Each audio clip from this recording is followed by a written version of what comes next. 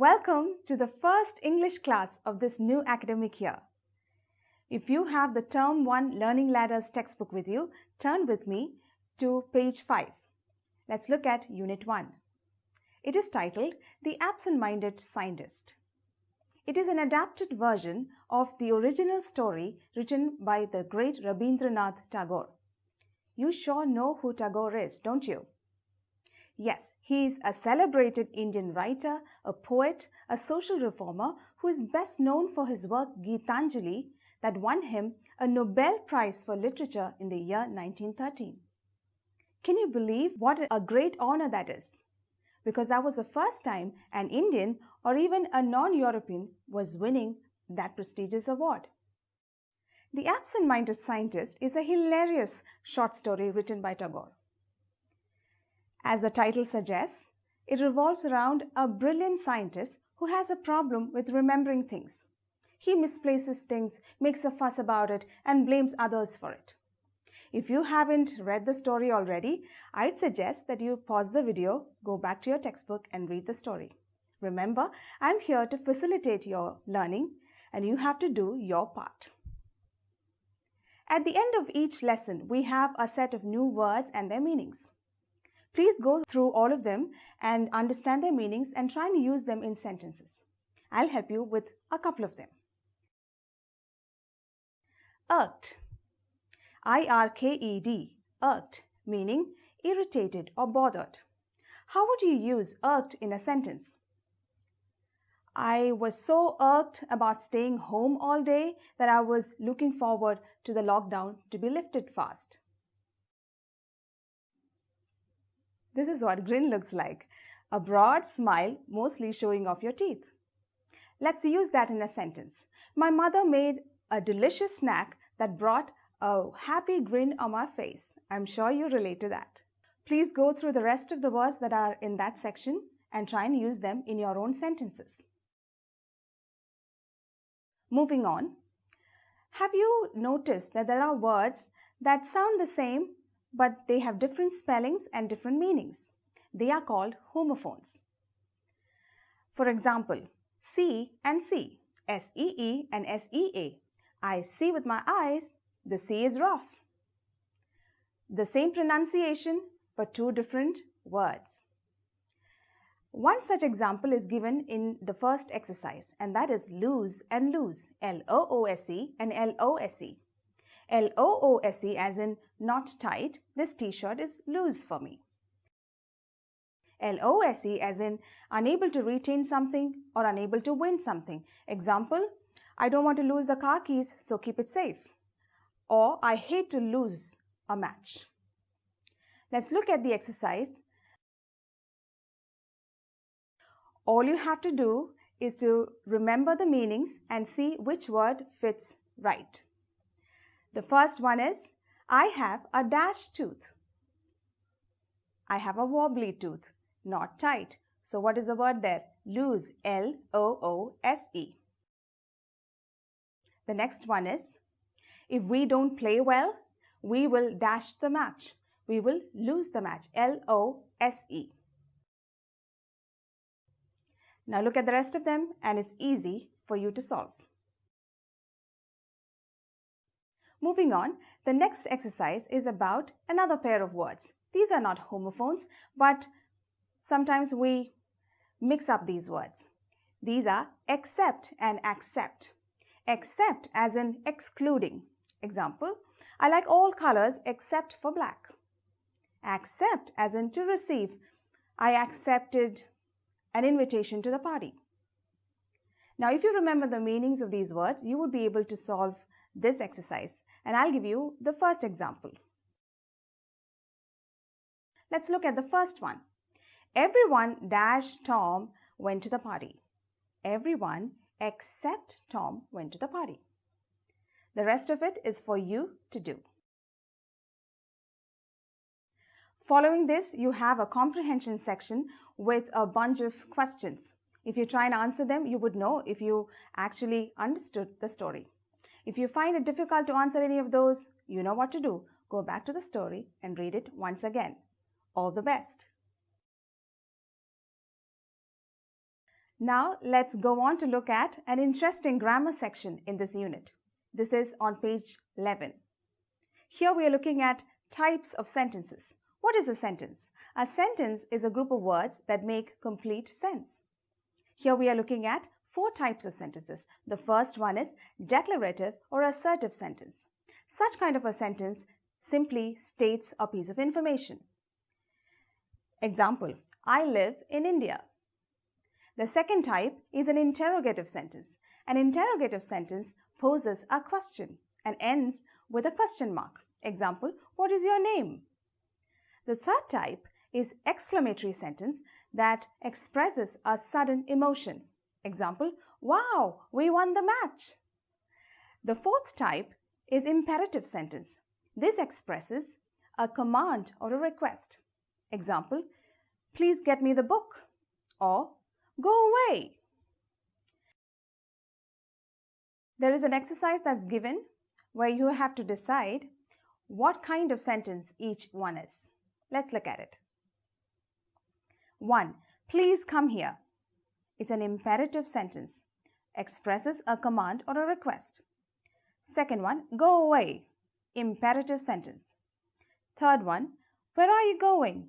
Easy. It's an interrogative sentence. Asks a question. Fourth one, let's have coffee. Imperative sentence. Fifth one, we are going out for a movie. Declarative or assertive sentence. Sixth, I don't want to talk about it. Declarative or assertive sentence.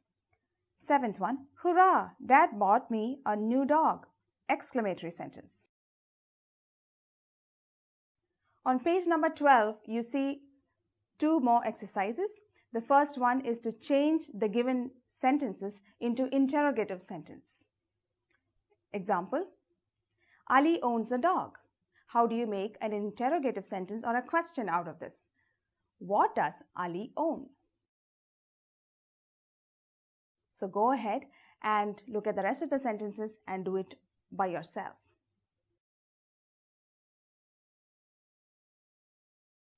Then we have a section on communication. It's very important. It is about listening, speaking, and writing. Follow the instructions and do it on your own. If you need help, take help from your teacher or your parents. That's all for the story section of this unit. The second part of the unit is a delightful poem called Daffodils, written by William Wordsworth. Wordsworth is one of the greatest English poets of all time, and Daffodils is a classic. You find this poem on pages 13 and 14 in your textbook. Go ahead and read the poem and by heart a few lines if you want to. You will not regret it.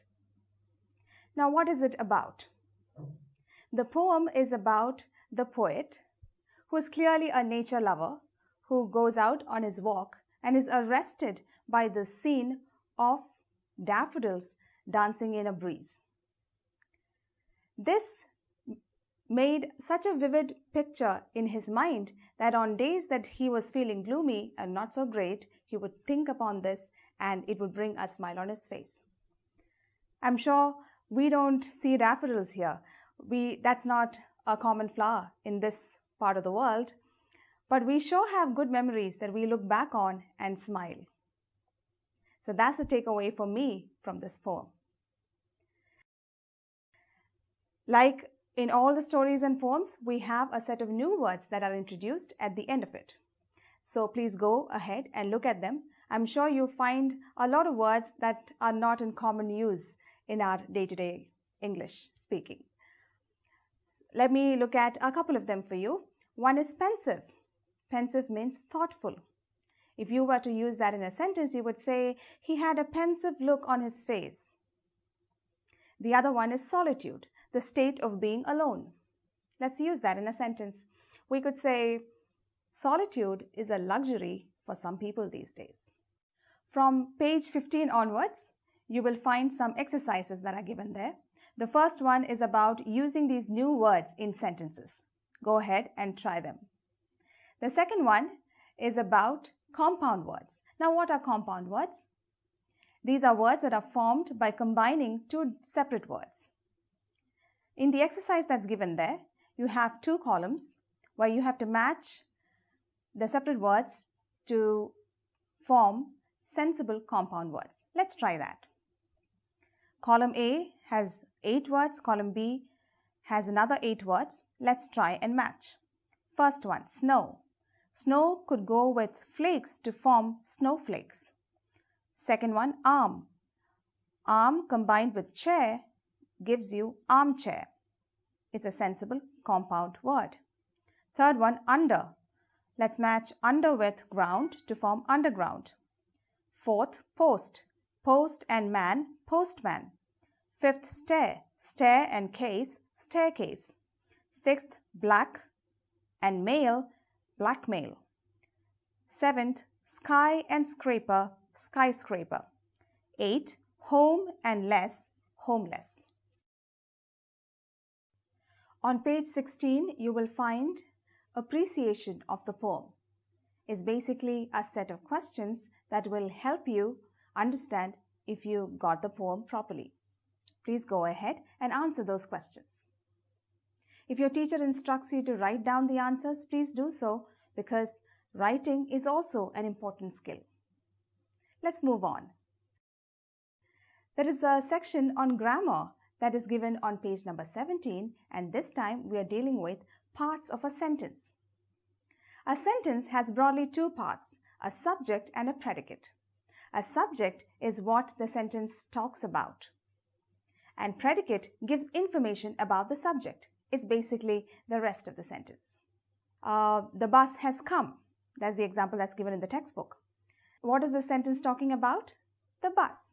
So that is the subject. The subject is the bus. Has come is the predicate. It gives information about the bus. Now let's go on to the exercise section that's given below that and try and see what is the subject part and what is the predicate part. 1. The sun sets in the west. What is this sentence talking about? The sun. So that's the subject. Subject is the sun. Predicate is the rest of the sentence, sets in the west. 2. The earth revolves around the sun. The subject is the earth. Predicate is revolves around the sun. Third one, Shyam and Harry have gone to the market. Subject, Shyam and Harry. Predicate, have gone to the market. Fourth one, the children are playing in the park. Subject, the children. Predicate, are playing in the park. Fifth one, the policeman fired in the air to control the mob. Subject, the policeman. Predicate, fired in the air to control the mob. Sixth one, she bought a pair of gloves. Subject, she. Predicate, bought a pair of gloves. That's the end of Unit 1. I hope you enjoyed the story and the poem. See you later.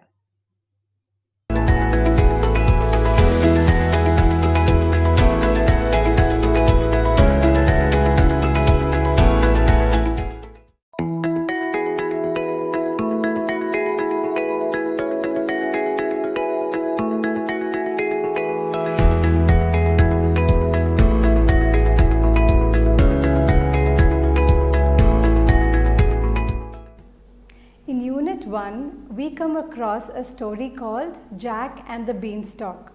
It's an interesting story about a boy named Jack, right? And he comes across few adventures on his way. So there are few words that we come across in this story. Let's look at their word meaning. The first one, beanstalk, the stem of a bean plant. Knave, innocent, not having enough experience. Supper, a meal. Castle is a palace. Ogre is an ugly giant. And gobble is to eat greedily. Now we're gonna do some activity with opposites. Here there are few sentences that are given and there is a word that has been underlined.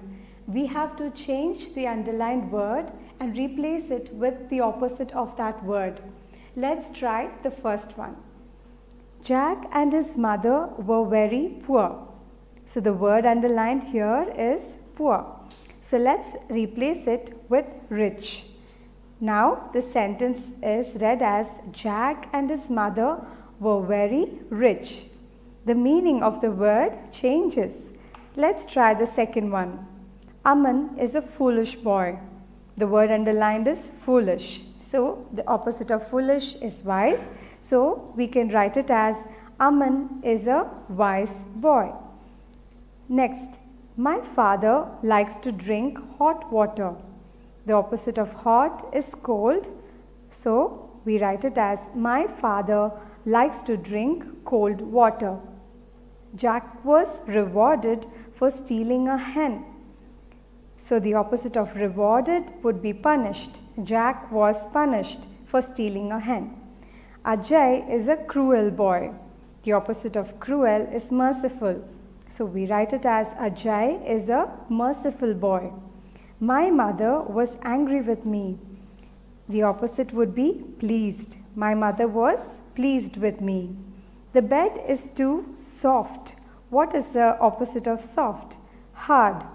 So we write it as the bed is too hard. My friend walks very fast. What is the opposite of fast? Slow, right? So we write it as my friend walks very slow. Now, there are few words that have been displayed in the next page. In that activity, you have to identify the word which is the odd one out of the set. Okay, let's try the first one. Fortune, wealth, riches, beggary. Beggary is the one which does not fit. So let's underline that. The second one, market, bazaar, park, mart. All these places are where you go to shop, but not to the park. So we underline park. Young, youth, junior, elder. Elder is the odd one out. So we can underline elder. Magic, unnatural, real and fantasy. All these words are unreal, but the third one is real. So that needs to be underlined. Steal, rob, gift, snatch. Gift is the one which does not fit. You can underline that. Stalk, stem, root and trunk. Which one is the odd one? It's the root. That's right. So we need to underline root. Now it's grammar time. Today we're going to learn about sentences.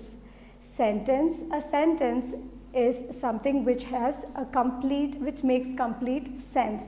Okay, when you put words together and it makes complete sense, it becomes a sentence.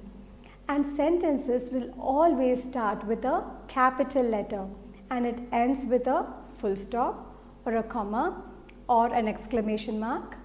So that's how we write a sentence. And it's always important for the words to be arranged in the proper form to form a proper, correct sentence. And a sentence will always have a verb in it. So we have an activity here and they have given us few sentences. You have to check and find out which of the sentence is correct. If it is in the proper form, let's put a tick. If it is in the wrong way, then we need to put a cross mark there. Let's try the first one. Shilpa is going. That's correct. The baby is playing with a ball. That's also right. You can put a tick. Is she well? That's fine. We can put a tick there. The bird's injuries. That's not a complete sentence. We can put a cross mark there. The dosa is hot. Yeah, that's a correct one. The students enjoyed at the picnic. That's a correct one. The embers are still burning. That's a good form of a sentence. We can put a tick there. Are doing well. It doesn't make sense. It doesn't make a complete sense. So we can put a cross mark there. And always remember, a sentence has two parts. One is subject and predicate. Subject is something which is talked about. Let's try one. I'm going to show you an example. Now, we're going to write a sentence here. Kathy is playing. So, this is a complete sentence. Okay. In this sentence, we are talking about Kathy. So, this is the subject. Alright? So, let's try the activity that has been given, and you have to identify which one here is a subject. So, let's turn to page number 12. Shiny is laughing loudly. Which one do you think is the subject here? Shiny, very good. So you need to underline shiny. A black notebook is lying on my table. Let's underline notebook. Our school logo is red in color. Logo here needs to be underlined. Anu is sick and so she cannot come to school. Whom are they talking about? They're talking about Anu. That's right. Children must exercise to keep their bodies fit. They're talking about children. That's right. Now, let's learn how to communicate and also to listen carefully.